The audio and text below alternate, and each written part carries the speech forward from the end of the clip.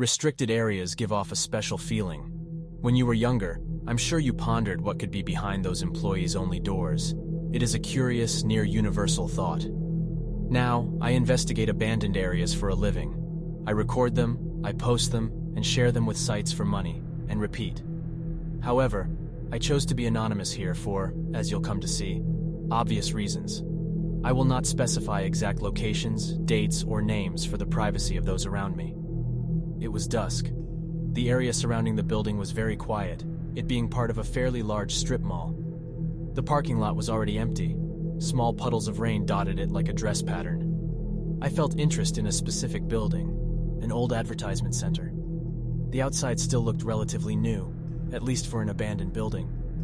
Upon approaching, I noticed the cracked glass windows. Why anybody would attempt to break into a place like this? I didn't know. Especially since the front door was unlocked, which I found was a rarity when exploring these things. Camera in hand, I turned on a flashlight as I entered. It was spacious. The floor was hard concrete, though it had evidence of previously being covered by a rug. Any useful or valuable equipment that would be there was gone for obvious reasons. The paint was deteriorated, and the counter was cracked with the top missing. I took a couple pictures and continued on. Next, I opened the door behind the counter to what was at some point a storage unit. The imprints of shelves stuck on the floor and walls. There was also a stairway down to a sort of basement. As I'm sure anybody else in my profession could tell you, finding out your building is larger than previously thought is great, as you could make more money selling pictures in the same trip, so obviously I intended to go down. The safety rail was rusted and in some places jagged, and so I let go. This was a big mistake though, as I fell through the stairs and landed on my back. I picked myself up, winded but not hurt, when I noticed my camera fell down the stairs but didn't go through the hole with me. I would climb out and reach it, but I instead took the opportunity to scout the area out so I didn't make the same mistake again.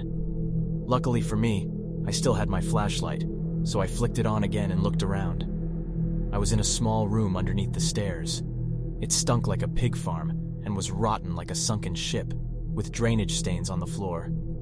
There were two doors. One was a sealed metal door on the side meant to be accessed from the basement, and the other was a smaller metal door across from me. The one across was to be accessed from beneath the stairs where I was, and had a sign on it. The sign read, "Restricted area, trespassers will be prosecuted." I was not worried as the company was defunct and nobody really owned the property anymore. It had a small twist handle with a key already inside it.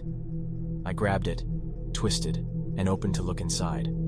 It was beyond disturbing. There was a modified barber chair in the center with dried bloodstains all around it. In front of it was a workbench with tools all over it, mainly drills and hammers. Behind the chair, though, were what was most disturbing. Bodies. Small, rotting bodies. Victims of whoever used this room. The remains were mutilated. Fingers, toes, sometimes full limbs missing. Eye sockets were empty, and teeth had small holes drilled through them. I became sick upon the sight of it, vomiting profusely on the ground. Was this real? Was I seeing correctly? Unfortunately, I was. Obviously, I wasn't going to stick around.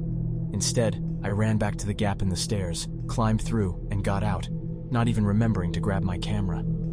I looked outside through the windows. It was already late, possibly midnight. Was that how much time had passed? I tried to open the door, but it was locked from the outside. The cracks in the glass were not from somebody trying to break in, but from somebody trying to break out. I went to the stairway, grabbed a loose plank I fell through, stuck a nail through it, and used it to break the window. Once I was free, I sprinted through the lot. I was free of the horror. I called the police on the location for them to investigate and got home. Once home, I took a sleeping pill or two and went to bed to try and forget it all. The next morning, I was woken up by the police knocking at my door. They handed me my broken camera. We investigated the place, but we found nothing you claimed was there other than your camera, the gap through the stairs, and the room. The room, however, was empty. I was hit with a huge wave of anxiety. It couldn't have been a dream because they retrieved my camera and found where I fell through. But the bodies and tools and stains were all gone. It was too much for me and I must have passed out. To this day, I live in fear. Fear that whoever did this is still out there. Fear that this monster knows I was there, or even more so, who I am. I've moved far away since then. I've continued my profession, but I never travel alone. I still think about it all the time. It was by far the most disturbing thing I've ever seen, without question. I don't ever have the same intrigue with restricted areas as I did before, not after that. I'm confessing it now because I need help. I need advice to help me overcome this. I've tried everything I can think of, but I can't ever shake the thought of the sealed room.